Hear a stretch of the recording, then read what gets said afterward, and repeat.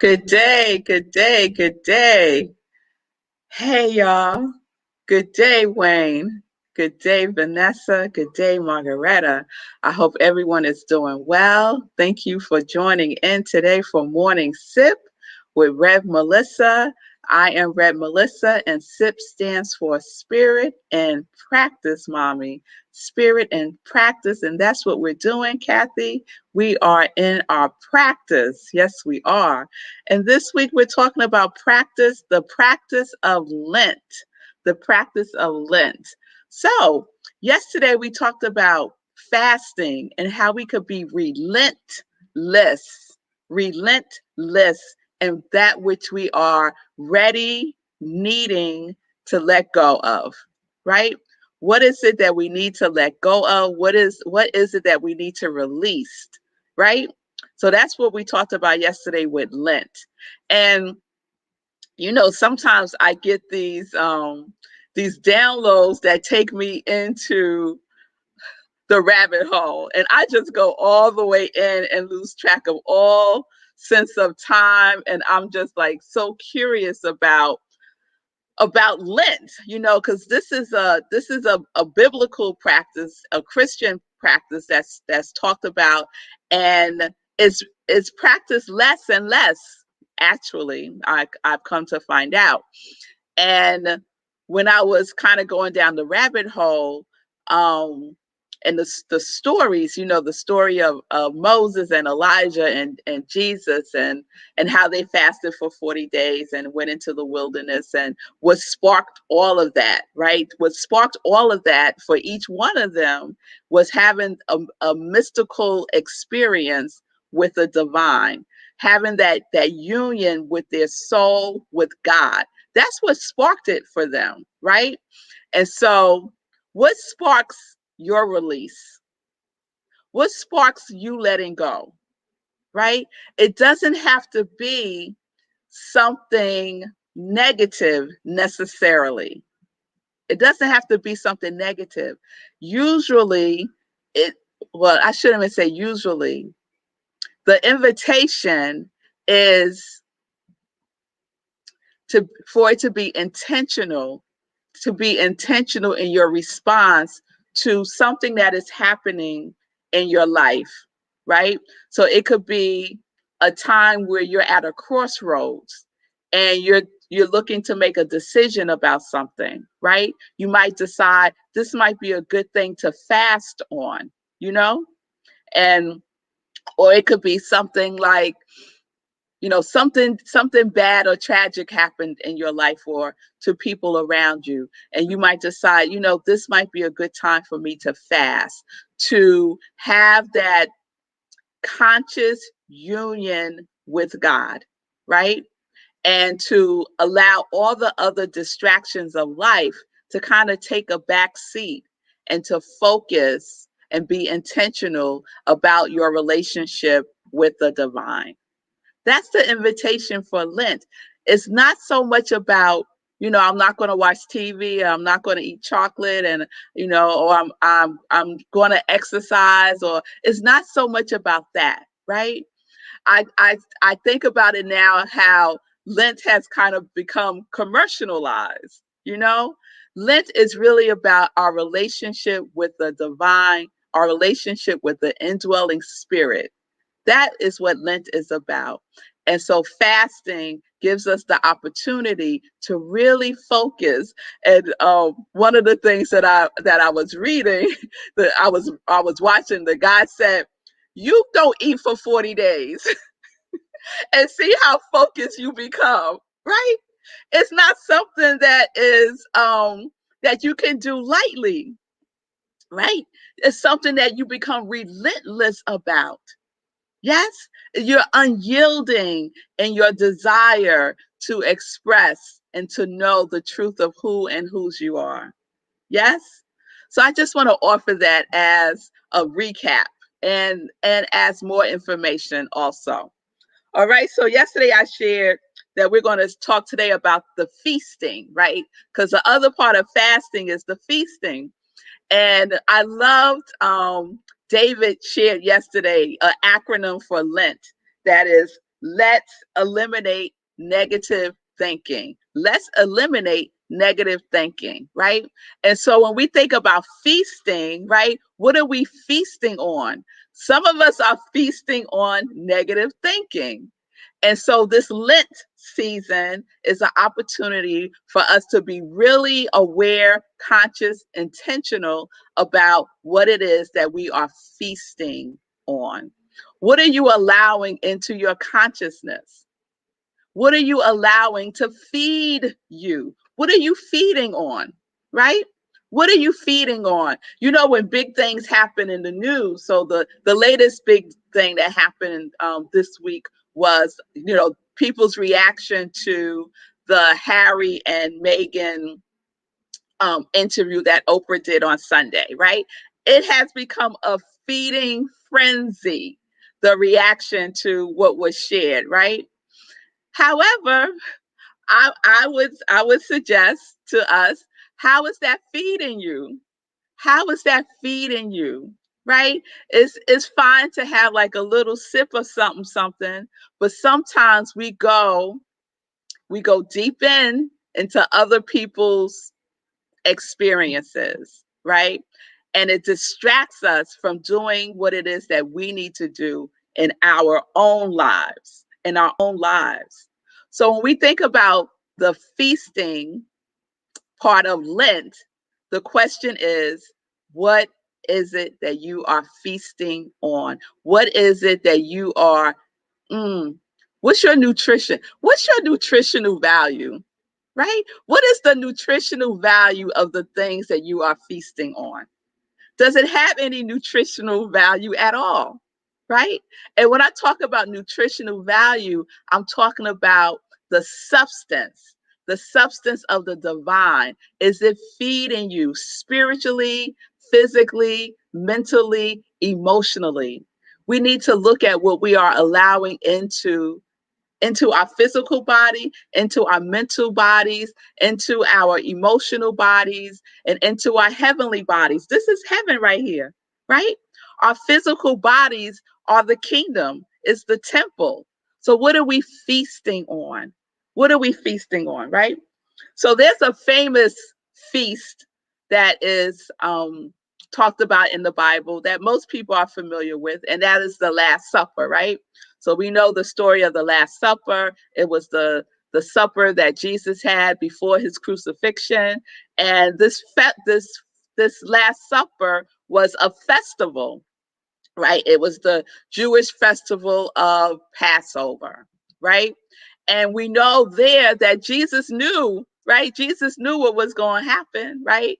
He was very much aware of it, right? And yet they were feasting. He was feasting, yes? And there's a lot of stories in the Bible where feasting is occurring, and where Jesus is the center of the feast, right? And that his whole notion is that there's an appropriate time to feast and there's an appropriate time to fast. And so we have to have that discernment, right, for our own self. When is it appropriate for me to be feasting? And when is it appropriate for me to be fasting? When is it appropriate for me to be letting go of bad habits that no longer serve me? And when is it time for me to feast, to celebrate on God's grace, right? In a powerful way, in an intentional way. Yes? All right. So I love the story in the Bible where God, or not, Jesus comes upon a tax collector and he basically tells the tax collector to come with him, and the tax collector comes, right? And so, you know, the tax collector is symbolic of someone who wouldn't typically follow Jesus, wouldn't typically be and have a relationship with the divine, right? And so these were the people that Jesus was attracting, yes? And so he dropped everything, he went with Jesus, and they had a feast, right? And so people started to criticize Jesus for partying. They were like, what you doing partying all the time? Like, what is going on with you, right? And so Jesus was like, there's a time to feast. There is a time to feast. There is a time to celebrate. And then we could have that conversation, so to speak, about the fast, about the union, about the relationship with the divine. Yes? A time and a place. And I just love that. I just love that. So what are we ready to celebrate as God's grace in our life? Are you in assess? Where are you right now? Are you in a space of fast or are you in a space of feast? Is something going on in your life right now that you are in contemplation about and you're not really sure? You're kind of like at a crossroads and you're not quite sure which direction to go. Would that be a feasting time or a fasting time? That would be a fasting time, right? That would be a time to go into solitude, to get reflective, to pray, to meditate, right? That wouldn't be a time to stuff our face, but that's what a lot of us do, right? We don't know what to do, and so we grab food, right? To repress those emotions that are surfacing, that we that is being desired to pay attention to, but yet we make a decision to feast, right? And do you think you're going to get your answers when you're feasting at an inappropriate time, at a time that's not in alignment with that which you are desiring to come manifest in your life? No, it's going to be very unsatisfying. You might be satisfied for a moment while you're in it, but as soon as that moment is over, you're going to find yourself right back in dissatisfaction, right back.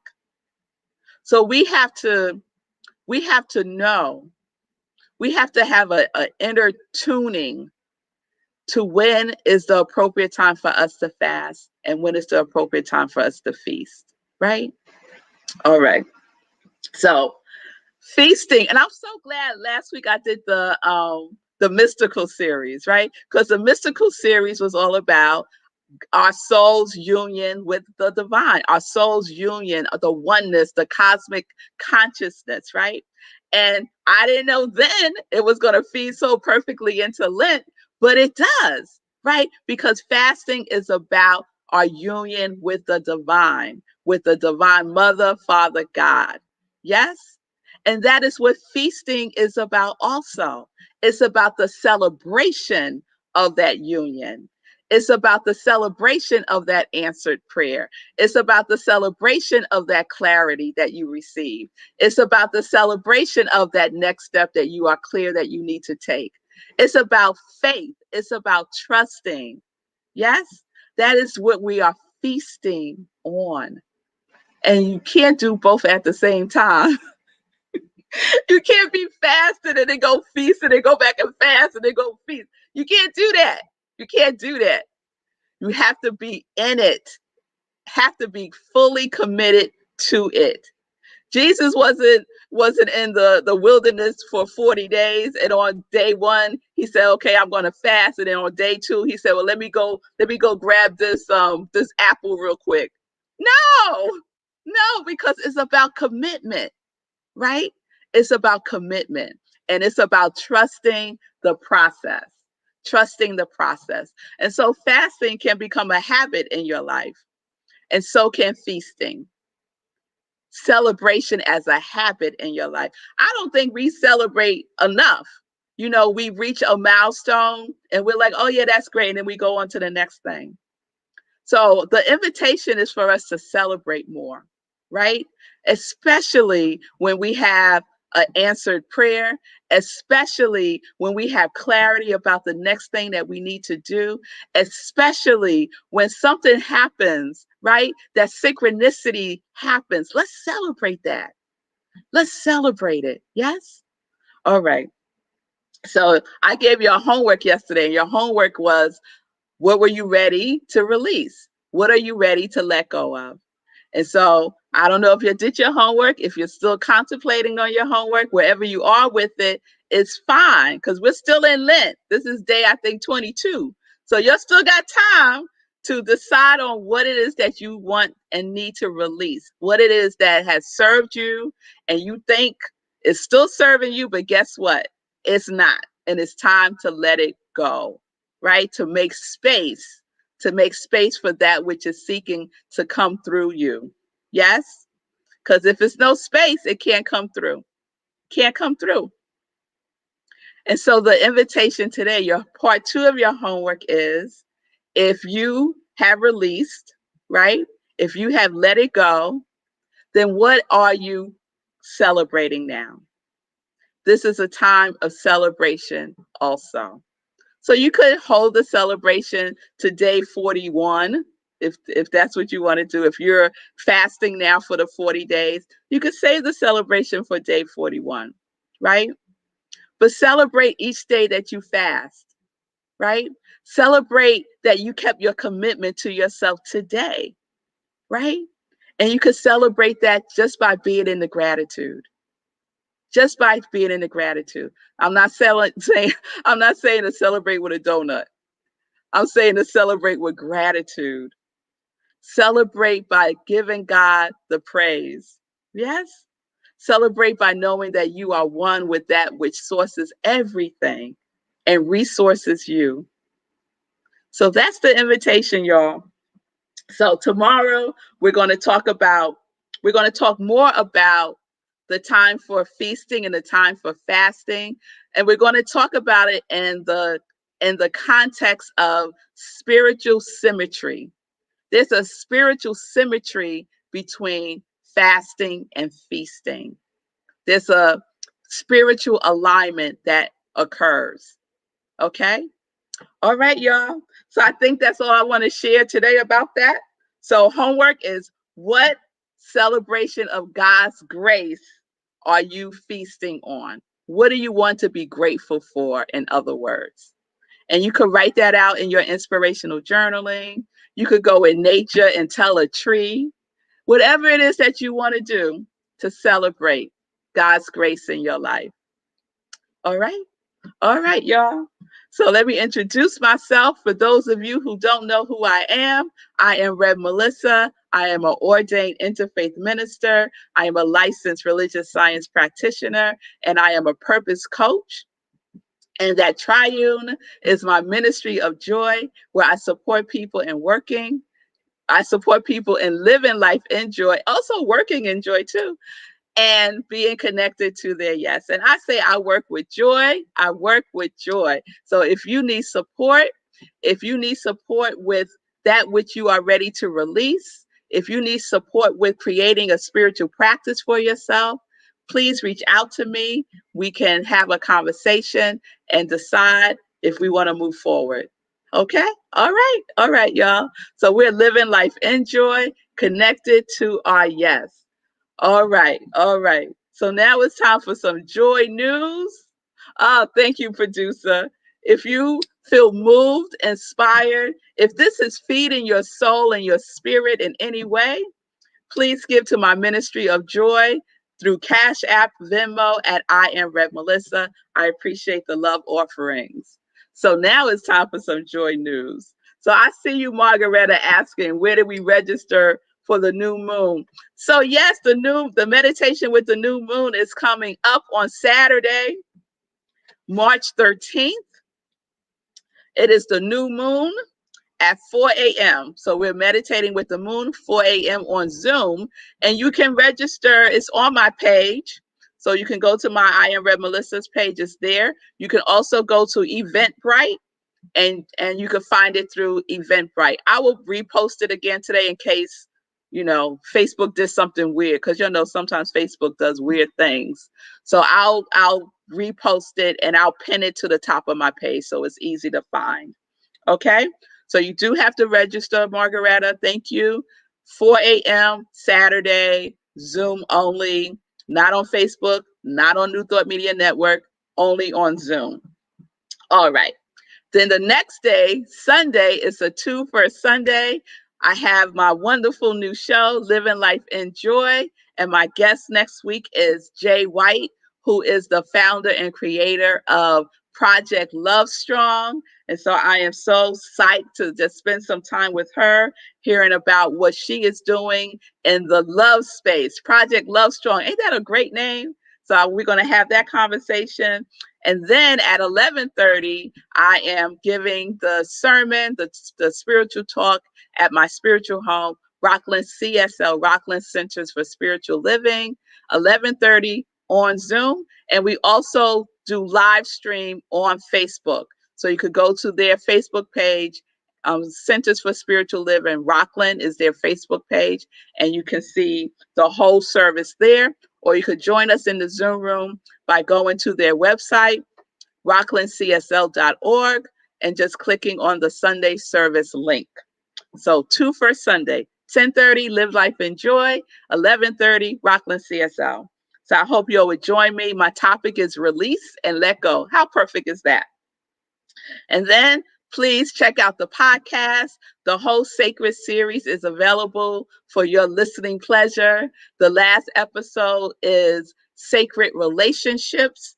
And out of the Sacred Relationships episode came a whole new series, which was Spiritual Partnerships. So that's going to be the next series on the podcast. Okay? All right. So let's see. Joy Line. Yes, yes, yes. So please support my ministry of joy by purchasing a Sip Joy mug, Sip socks, Joy socks, t-shirts, all that good stuff. So you can go to Etsy and you can go to iamrevmelissa on Etsy and you will find all my joy merchandise. Okay. All right, y'all. So I think that's all I want to share today in the Joy News. Please support the New Thought Media Network by going to their website at ntmedia.org. You can donate to the wonderful work that they are doing, spreading the good news, uplifting, positive programming. All right? All right, y'all. So peace and blessings, peace and justice. We're living life in joy, connected to our yes.